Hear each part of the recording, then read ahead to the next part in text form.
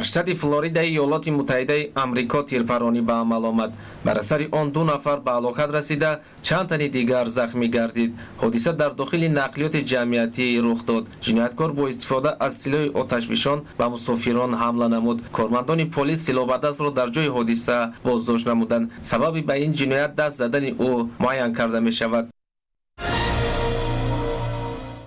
дар қисми шарқии ҷумҳурии демократии Конго бар асари ҳамлаи силоҳбадастон 7 нафар ба марг дучор шуд. ҳодиса дар музофоти Кивуи шимолӣ ба амал омад. ҷангиён ба чанд деҳаи минтақа ҳамла намуда, даст ба қатлу ғорати сокинон заданд. ба кормандони мақомоти қудратӣ муяссар гардид ки 3 нафар аз силоҳбадастро маҳв намоянд.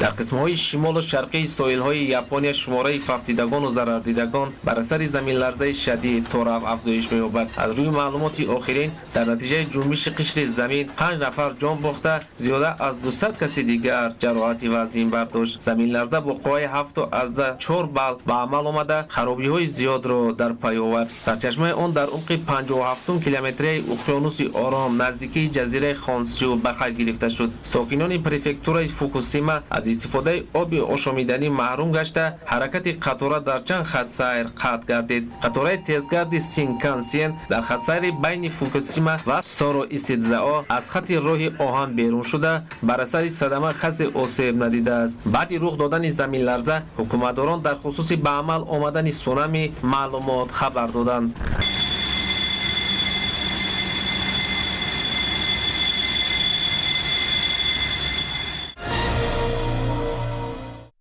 ҳукуматдорони Бразилия изҳор медоранд ки дар муқоиса бо дигар кишварҳои ҷаҳон онҳо беҳтар аз ҳама бар зидди коронавирус мубориза бурда, дар оянда барои пешгирӣ аз хуруҷи навбатии вирус омода мебошанд. ин дар ҳоле аст ки Бразилия аз ҷиҳати сироятёбӣ дар ҷаҳон мақоми севумро ишғол мекунад. дар маҷмӯъ аз оғози хуруҷи беморӣ то ин дам дар Бразилия 30 миллион нафар сироят ёфта, 655 000 нафари онҳо фавтидаанд. австралияро боз обхезии навбатӣ фаро гирифт. ин навбат офати табиӣ бештар ба минтақаҳои қисми шимолу шарқии штати Уэлси нави ҷанубӣ зарар овард. обхезӣ дар ин кишвар аз охирҳои моҳи феврал ба қайд гирифта шуда, он дар пайи боришоти шадид ба амал омад. бар асари обхезӣ 1 нафар ҷон бохт. ӯ дар воситаи нақлиёти худ дармонда натавонист аз он берун ояд. дар қисми шарқии музофоти муши Туркия боришоти барф ба амал омад. бар асари он қисми зиёди минтақаҳои аҳолинишин зери барф монда, сокинон натавонистанд аз хонаҳои худ берун оянд. сокинони маҳаллӣ изҳор медоранд ки чунин боришоти барфро давоми 30 соли охир ёд надоранд. чанд рӯз қабл дар шаҳри Истанбул низ чунин номусоидии ҳаво мушоҳида гардида, дар натиҷа нақлиёти ҷамъиятӣ аз фаъолият боз монда буд. маркази обу ҳавошиносии кишвар боришоти борону барфро дар Истанбул рӯзҳои наздик низ пешгӯӣ мекунанд. дар қисми ҷанубии ҷумҳурии исломии Эрон заминларза ба амал омад. қувваи ҷунбиши қишри замин мутобиқ ба ҷадвали Рихтер 6 баллро ташкил дод. кормандони хадамоти зилзиласанҷӣ маркази асосии ҷунбиши қишри заминро дар 166 километраи қисми ҷанубу ғарбии шаҳри Бандар Аббос муайян намуданд. дар хусуси зарардидагон ва ҳаҷми хисороти расида аз он маълумот дода нашудааст.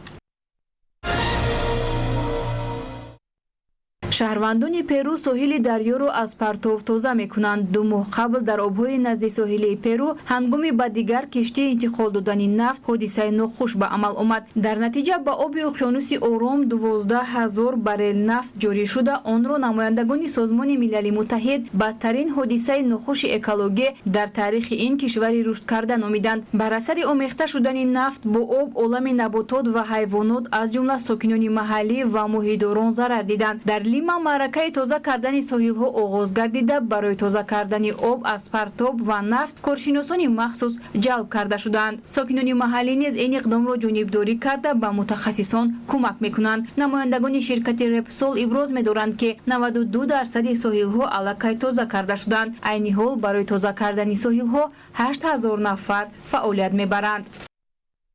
дар қисми ҷанубу ғарби ҷумҳурии исломии покистон амалиёти террористӣ содир карда шуд. Бар асари ҳодиса 4 сарбоз ба ҳалокат расида, 8 каси дигар ҷароҳат бардоштанд. бино ба иттилои расида, ҷинояткорон дар минтақаи Санган ба як пойгоҳи низомӣ ҳамла карданд. захмиёнро ба беморхонаи шаҳри Кветта таҳвил доданд. табибон вазъи сиҳати чанд тан аз маҷрӯҳонро вазнин арзёбӣ мекунанд.